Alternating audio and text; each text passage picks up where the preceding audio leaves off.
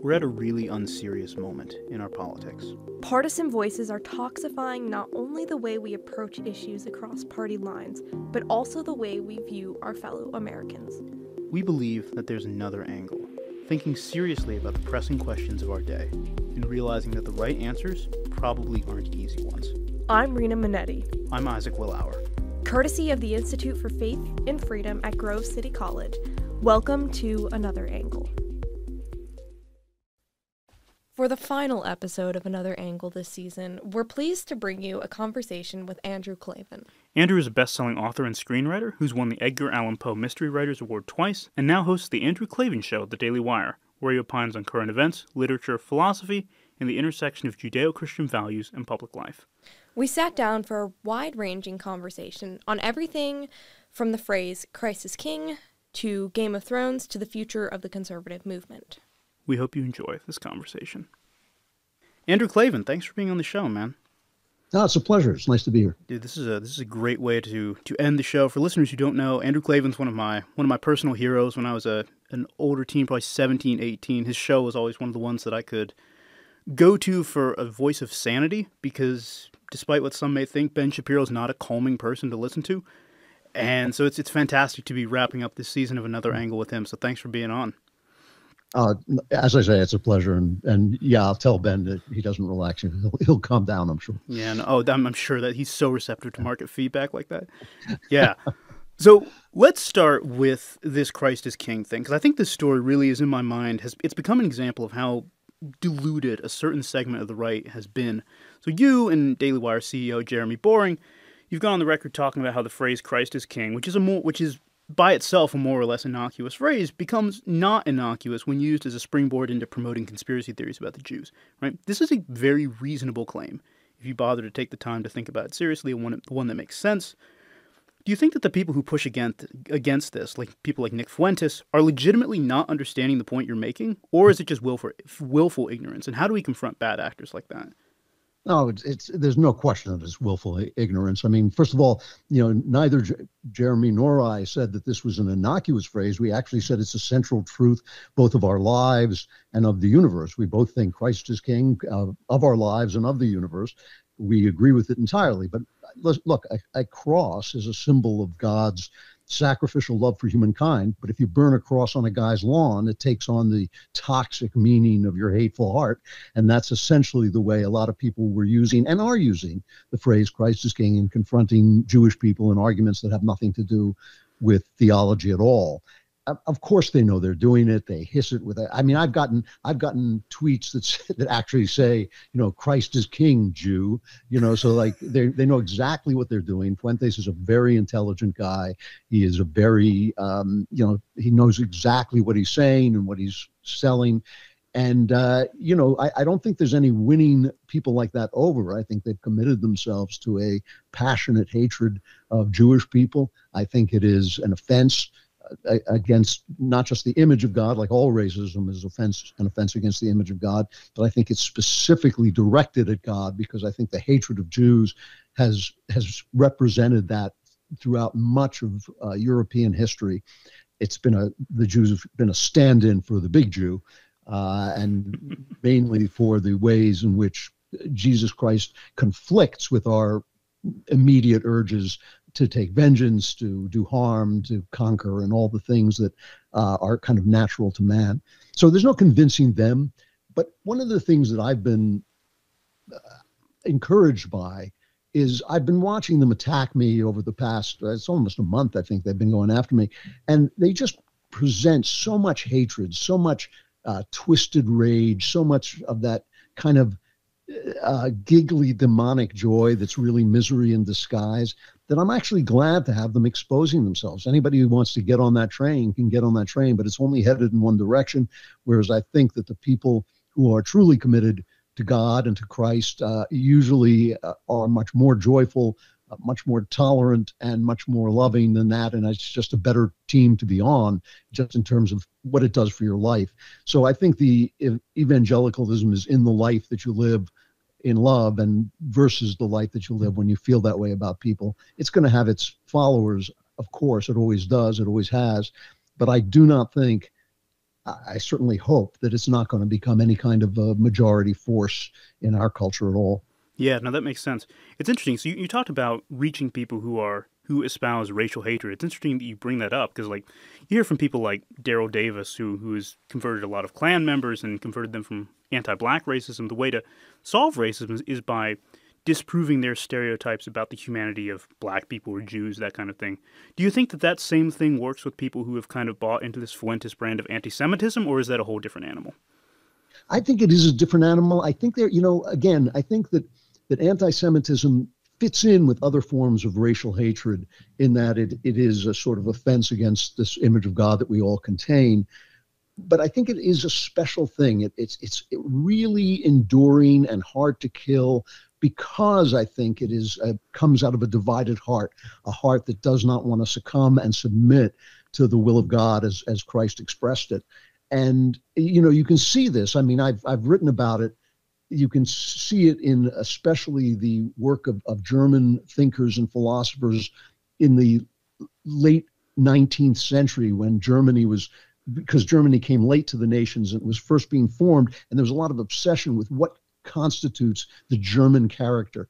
And they would say, we've got to get rid of this Christianity, which is really from the Jews and twists everything around. We've got to go back to our natural Aryan character. And that, of course, leads into the Nazis who actually said, we laugh at the idea that Christianity is about Christ. It's clearly about the Fuhrer, And so I think it's very hard to pluck that out of people's hearts once it's lodged in there. But it does happen, and it can happen. And I think that the problem with exposing every conspiracy theory is built in such a way that there's no opening into it. So everything can be explained by the conspiracy theory. So it's very hard to argue with it. They can always point to some evil Jewish guy, whether it's Judas or Harvey Weinstein, and that becomes the Jews, while they ignore, of course, the Einsteins and the Salks and the people who created all the great entertainment they've created and all the great theology and thought, and including the saints who wrote the Bible. So it's very hard. It's very hard to crack that open once it's fully possessed somebody's heart. But I think you can prevent it by simply, showing the kind of love and joy that I think is inherent in Christian belief. All right, great. Do you think the right is getting more or less radical? How much is this terminally online stuff just that, terminally online?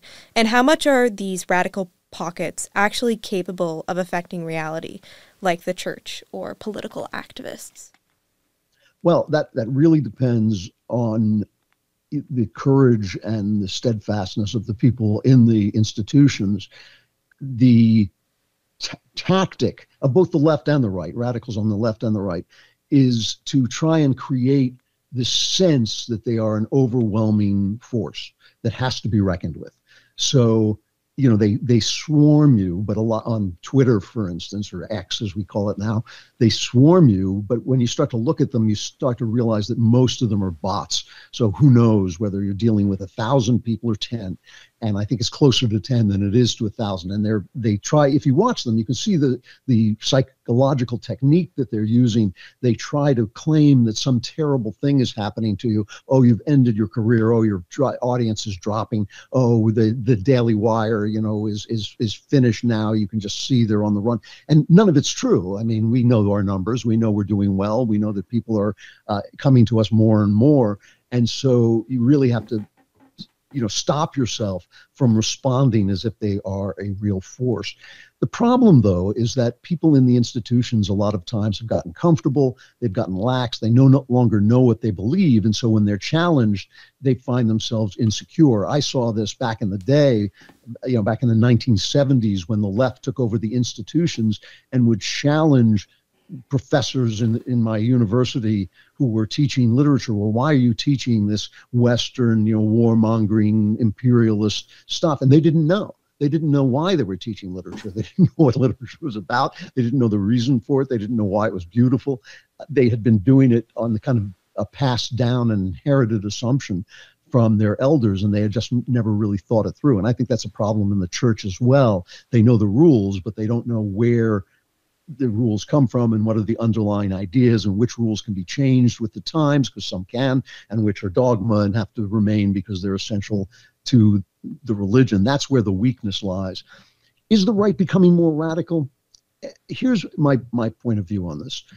I've always said that the people on the right aren't better people than the people on the left. I know this to be true because I know people on both sides. The left has more power, and power corrupts.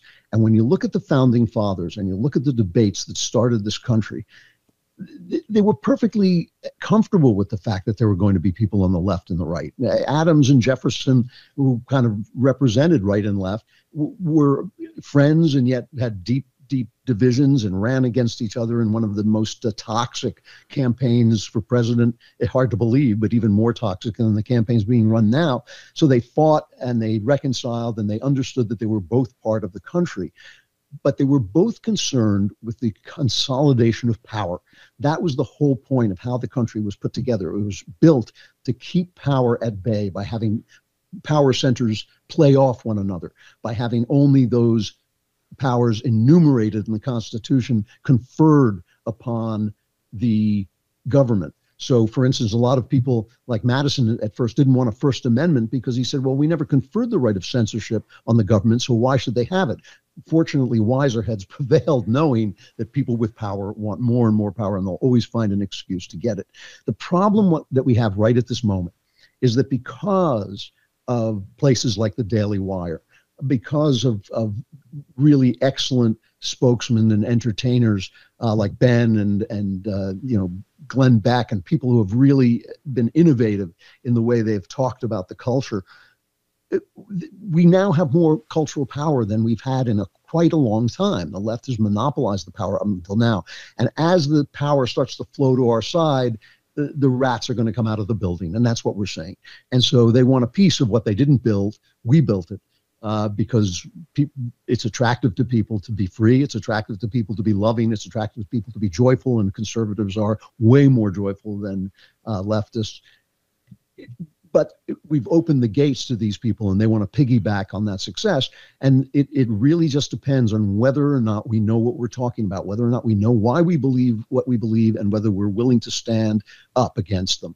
I mean, a guy like Fuentes, a guy who has said that Hitler was cool, Hitler was awesome, he said, it doesn't really have much to sell a healthy America. But right now, obviously, America is not healthy, and it's bringing America back to health. But I think we'll get rid of guys like that.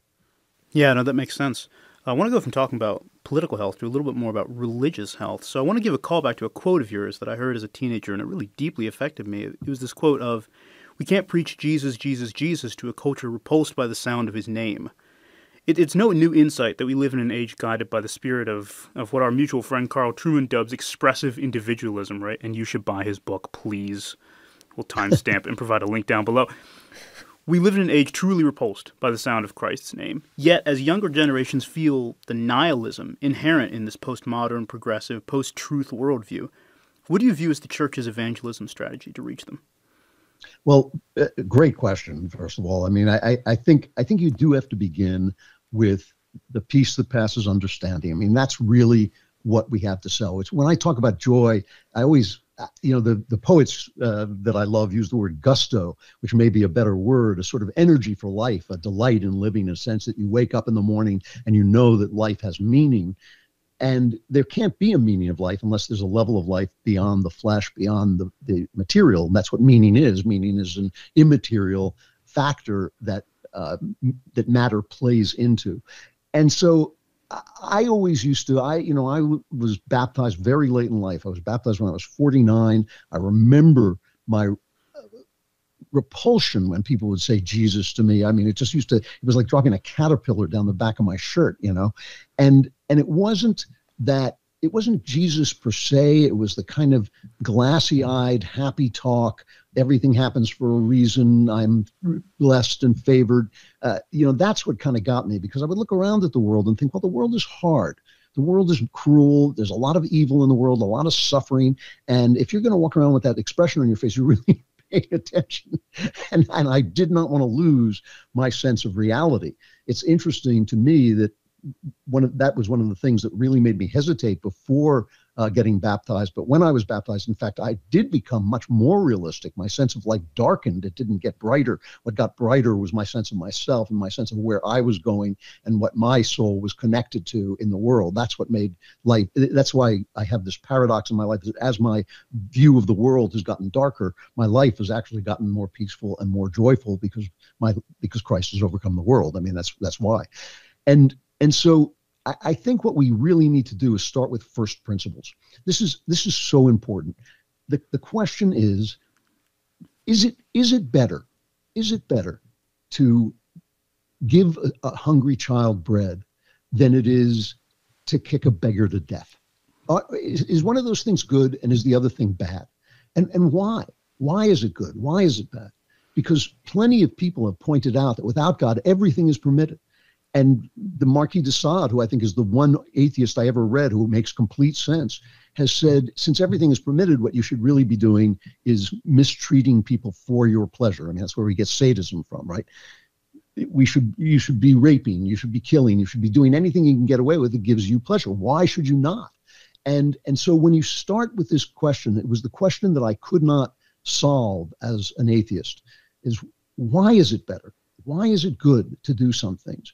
And if it's good, doesn't that mean that our bodies reflect some higher moral sphere? If giving a hungry child something to eat is good, then that word good is an ethereal, immaterial fact that our bodies reflect when we take certain actions and don't reflect when we take other actions. If you can start with some of the basics of life, then it begins to slowly make sense that our lives are based in spirit, not in flesh.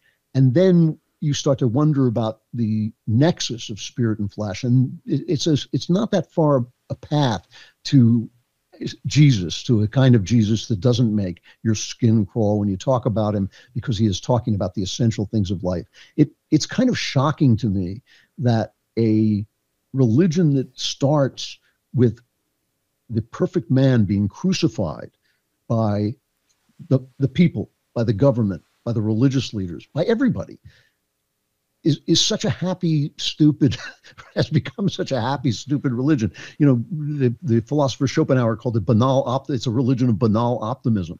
And I think that there's a lot of fairness to that. I think that that tragic sense that powered the works of Shakespeare and the Sistine Chapel and all the great art that came out of Christian culture, that's evaporated into this kind of simplistic, don't be gay and smile a lot, which I just don't think is what Christianity is about at all. I think it is about something far deeper, very much embedded in real life. That's great. So I want to shift a little bit to talking more about your writing career. So for basically your entire career, your primary vocation has been as a writer, both of screenplay and novel. First, what does your writing process look like? And second, what do you think has changed the most about being a writer in the past 20 years? Well, the second question is easy to answer, but I wake up very early. I don't sleep much anyway, but I wake up very early and I try to get to my desk by about 6:30 in the morning, after the rituals of waking up. And that's the best time for me to write. There was a time when I would write overnight and everything seemed brilliant to me. And then I'd wake up the next morning and look at it and think, this is terrible, But I find that first thing in the morning, if I sit there for 4 hours, and as Raymond Chandler, who was the guy, the detective writer who kind of inspired me to become a writer, he said, for 4 hours a day, you don't have to write, but you can't do anything else. And I find that if I take that tack, I do write. And if you start in the morning, if you start at 6:30, by 10:30, you've done your job, you can't really write all day long. Your brain turns to mush. But if you have been writing for several hours in the morning, the rest of the day just becomes a lot easier. And so that's kind of what my writing process is. I outline a lot before I write because I don't like to be stuck. I don't like to think what happens next. It's just not a pleasant experience, where writing itself for me is a delight. Outline is boring, but I do it a lot. And I start out with a full outline of what I'm going to do before I get going. And it really helps the flow, And then outlining helps you research before you write. I just like to, when I get to the writing part of it, I like to be as free as possible to just write.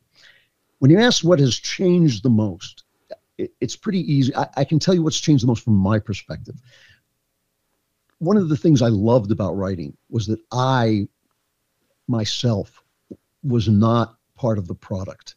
I can spend a lot of time by myself, enough time by myself that's a little worrying sometimes, but I love my work.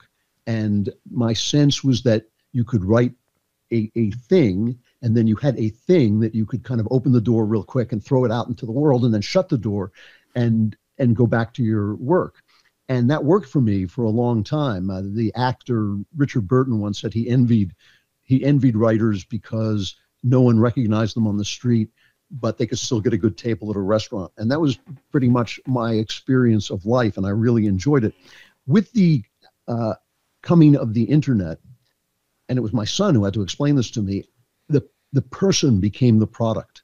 So many of the people I know who write as an advertisement for themselves.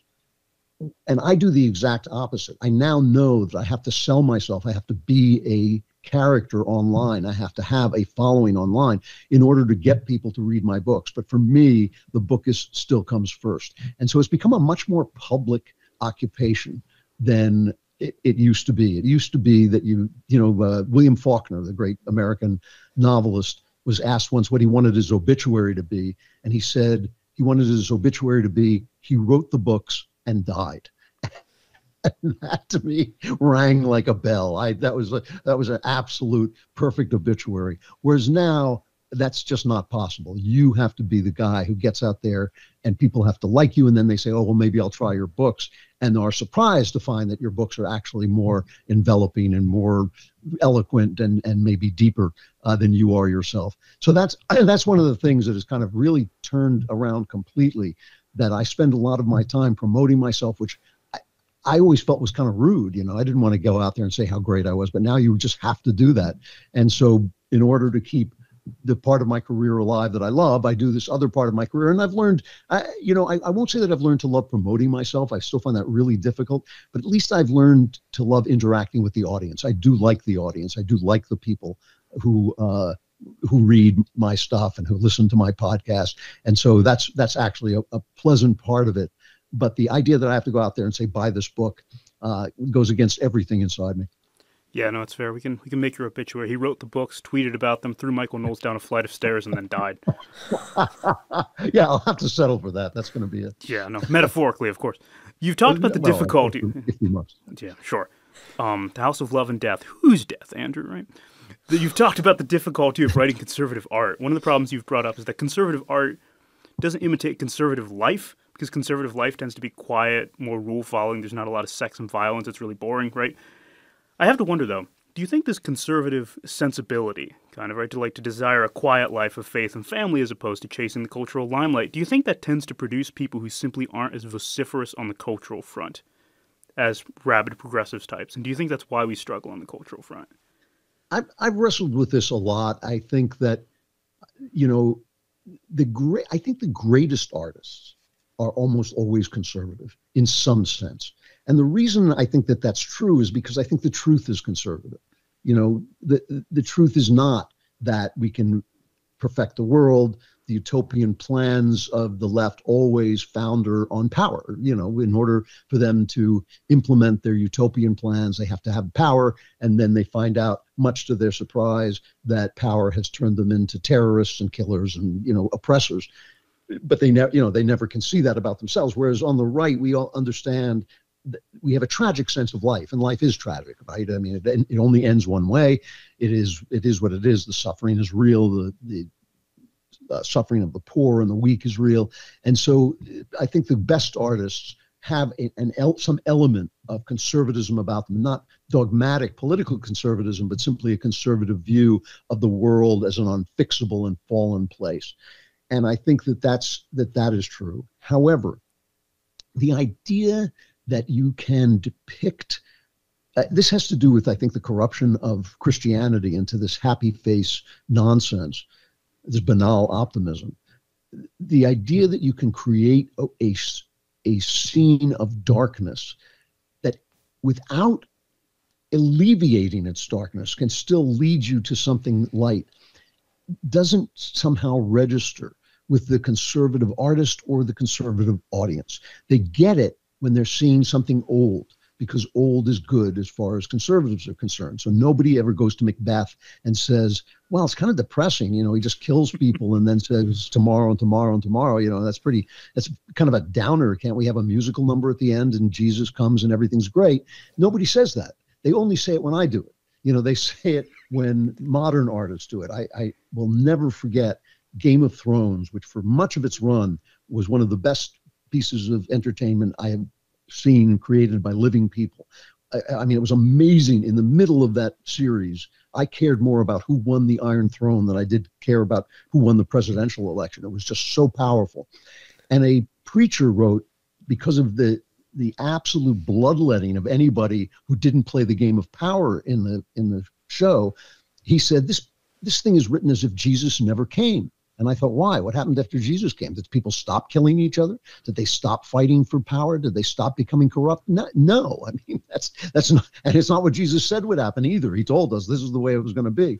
And so that kind of attitude that there has to be a happy ending, there has to be something uplifting, there has to be something salvific, is wrong. What there has to be is something redemptive, which comes from seeing the world as it is. So, for instance, I just finished watching Baby Reindeer, which is, you know, a relentlessly glum show. What's good about it is it shows a way of life as it really is. What's bad about it is even the writer doesn't know that there's another way of life. So he doesn't have a moral framework in which to tell his story. And so the story remains small where it could have been big if he had had a framework in which he understood what was going wrong, but he doesn't.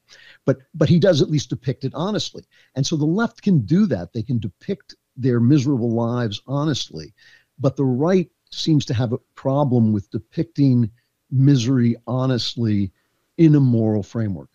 And that's the way art is made. Art is a moral vision of the world, but it doesn't mean that it doesn't depict life truly, and that's something sorrowful. So I think that there are restrictions. You know, the same people who attack me for having bad characters or even good characters speak the way people speak now, which is obscenely. You know, people use obscenities, including women use obscenities, you know, copiously. And so if I write that, conservatives say to me, oh, what's wrong with you? You're supposed to be a Christian. We thought you were one of us. Why are you betraying us like this? And then they go watch Game of Thrones because Game of Thrones is better entertainment than the squeaky clean garbage that they're looking for. And so we have a sort of cultural problem going on. But I think that you can't win the arts politically. You can only win the arts by loving them and making them. And so that's what I've dedicated my life to. I love the arts. I love beauty. I try to create beauty. I try to create realistic art that it deals with the problems of being a human being in the world and being a human being in this moment in the world. And I just leave it at that. You know, I mean, sometimes the magic works, sometimes it doesn't. I've had books that were bestsellers and were great. I've had books that were great and died. You know, you just go with the art. The work is everything. And that's a discipline. That's what artists do. That's why artists, you know, are willing to risk all their money on creating something. You know, it's just a question of flying into the wind to create beauty. And I think that there is a sense, to get back to your original question, I think that there is a sense that violates conservative life. I mean, I've taken risks in my life that no stalwart master of business would take. I mean, I've thrown away whole careers in order to do the thing that I thought would be the most beautiful thing. And I'll continue to do that. You know, I mean, they'll carry me out while I'm still doing that. And that's what artists do. And I think that conservatism does not encourage that. You know, my parents didn't encourage it, you know, and I don't think anybody's parents encourage it because it's just too scary. Yeah, no, that makes sense. Clarifying point for all the Christian conservative homeschoolers, Game of Thrones is a show on television. Yes, it is. With a lot of naked people. There's no question. Thanks for that, Isaac. All right. Just to conclude our interview with a good wrapping up question, Isaac's going to be graduating here in a couple days, I'll be graduating in the next upcoming months. Assuming I don't get expelled, which is a very real possibility. That's true. I have written them a letter about that, yeah. All right. What's a piece of advice that you wish you knew when you were graduating college? Great question again. What I wish I had known as a young person was that you should try the beaten path first. There's a reason paths get beaten, you know. It's because they're the best way to go. And it's not that I don't think you should be revolutionary. It's not that I don't think you should be radical. It's not like I don't think you should look for the next brilliant thing. But I think you should start out on the beaten path so you know what you're doing.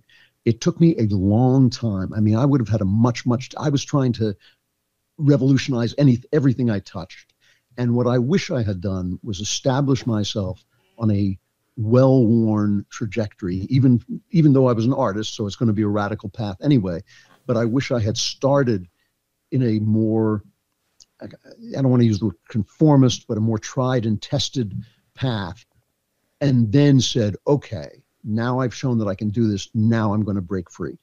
And it's not a question of earning a living. It's not a question, you know, people always used to say to me, you know, make sure you earn a living and then you can change, because once you get addicted to money, you're never going to get anything done anyway. But it's a question of learning why people did the things they did before. A question of learning your tradition, learning your art. I was probably in my 40s before I had read enough to know what I was doing. And that was when my career started taking off and when my work started taking off. And I think that now I feel like I have mastery. And now that I have mastery, I'm less likely to do something absolutely offbeat unless it's called for. I just have control over what I'm doing. So I would tell young people to, you know, I know you're full of energy and that's great. And I know you're full of like wanting to take over the world, and that's great. But I would just start on the beaten path and take a few steps down the beaten path to see why people do it that way before you veer off. And I think that, you know, that's a hard thing to do, especially for someone like me. I'm kind of a radical person in my own way. And I think that it can be difficult to do, but I wish that's what I wish I had done. And I just want to add to that every time I say this, my wife, who has been my wife for 50 years, turns to me and said, "You would never have done that." So I'm not sure it's advice anyone can take, but I think that that's what I dream I would have done. You know, she tells me, no, you would never do that. You don't do it now. You know, you would never conform to anything. But I think it's not a bad thing to learn your tradition first. Yeah, no, that's great. That's beautiful advice. Just so eloquently, just undercut and destroyed at the last moment there. Yeah, I wish I'd married somebody else, but I can't. No, I've read your memoir. I've read your memoir. No, you don't. Yeah, that's true. But man, Andrew Klavan, you mentioned Raymond Chandler before. He has this great quote about masculinity, right? Down these mean streets a man must go who is not himself mean, right? And yeah. Man, thank you for being an example of that in the conservative sphere. I really do appreciate it, and just thanks for being a voice of sanity, and thanks for coming on the podcast. I mean, thank you. Despite the fact that I will no longer graduate because of you and your shenanigans, it's fine. Fifth yearing is normal for political science majors. It's fine. You know, man. But, well, congratulations to both of you. I'm glad you made it. Yeah. All right, Andrew. Thanks so much for being on the show. Appreciate it. It's great talking to you. Thank you. Thanks for listening to Another Angle. Be sure to check us out on Spotify and leave us a 5-star rating, or listen to full episodes uploaded on YouTube. For more information on the Institute for Faith and Freedom, visit us on Facebook, Instagram, or online at faithandfreedom.com.